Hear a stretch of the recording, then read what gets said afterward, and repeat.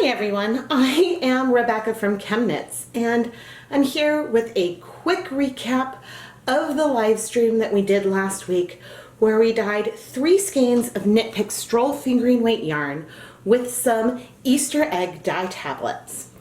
We used a total of 9 tablets for each skein, which is a lot of dye and a lot of tablets that will raise the pH of our dye bath. So to counteract this, I added, I think, at least 3 whole cups of white vinegar into our dye bath. So that way it would be acidic enough that we could see a lot of these individual colors without everything blending to the green that is the average of these dye tablets.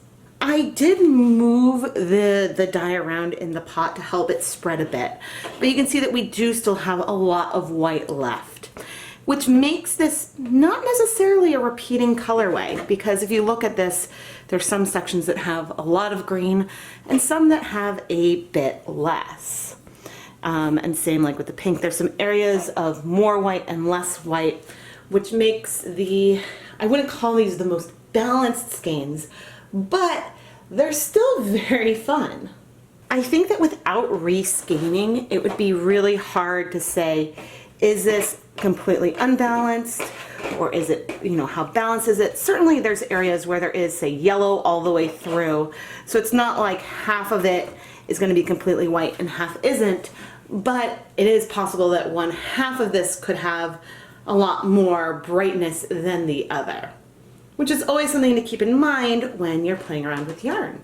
Nevertheless, I love how these came out, and I think it would be so much fun to incorporate maybe even 2 of them into a really, really fun shawl.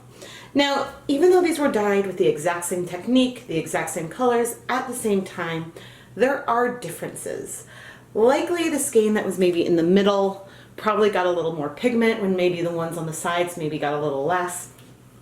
So if you were to use multiple of these skeins, I would recommend alternating rounds every couple of rows, so that way there's not like a huge stark change when you shift from one to the other, especially since there's probably some amount of asymmetry within these skeins themselves already. Again, I am Rebecca from ChemKnits, and I hope that you guys really enjoyed this impromptu live stream. I really just felt like dyeing some yarn, and it was really fun to pop on and hang out and chat with all of you. Make sure that you're subscribed to the ChemKnits Tutorials YouTube channel and turn on notifications so you never miss a live stream or a new video. Yeah, we have so much fun, and there's at least 2 new awesome yarn dyeing videos every single week on the channel. And don't forget that there is still 1 day left to the ChemKnits Creations birthday sale. If you use the code BIRTHDAY, all caps at checkout, you can save 20% on all ready-to-ship skeins of yarn that are currently in the shop. These ones aren't in the shop yet, but there are over 100 other hand-dyed skeins that have been featured in past and upcoming ChemKnits Tutorials YouTube videos.